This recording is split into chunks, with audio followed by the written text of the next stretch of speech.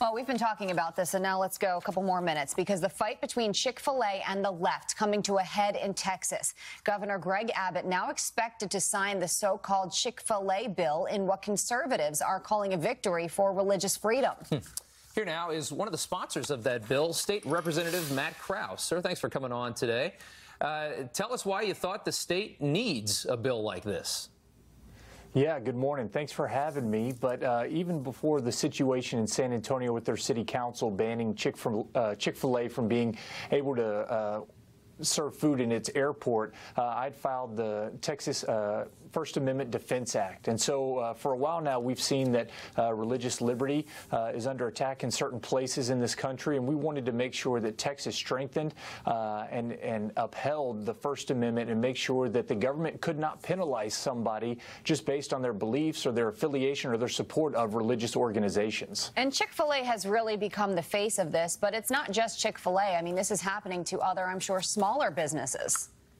That's right, and even though the focus has been on Chick-fil-A, especially here in Texas, because of the real-world situation we have on our hands down in San Antonio, this applies. Chick-fil-A is a very profitable business.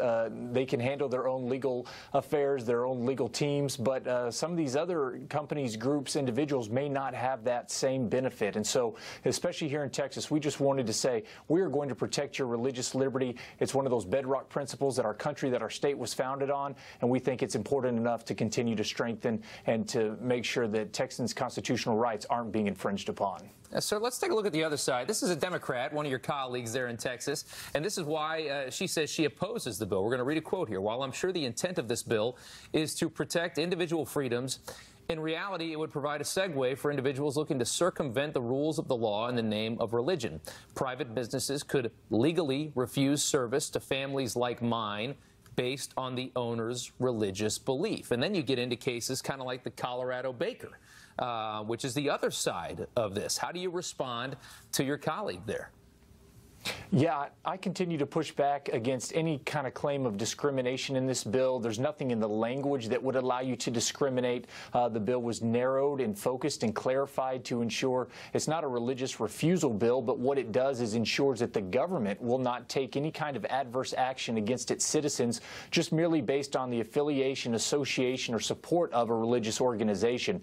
There's no discriminatory intent behind the bill. There's no discriminatory language. And so I just disagree with that position by my colleague. And I think a lot of people say, why can't you just leave it up to me where I decide I want to get my food? Yeah, that's exactly right. The government should not be telling you one way or the other. As I keep telling folks as this bill has worked its way through the process, it doesn't matter if you're Chick-fil-A or it doesn't matter if you're Ben & Jerry's. It doesn't matter what your worldview or what your preference is. The government should not be penalizing you for what you do with your free speech and your free association. Yeah, heck of a story. All right, sir. Thank you very much for your time. We appreciate it this morning.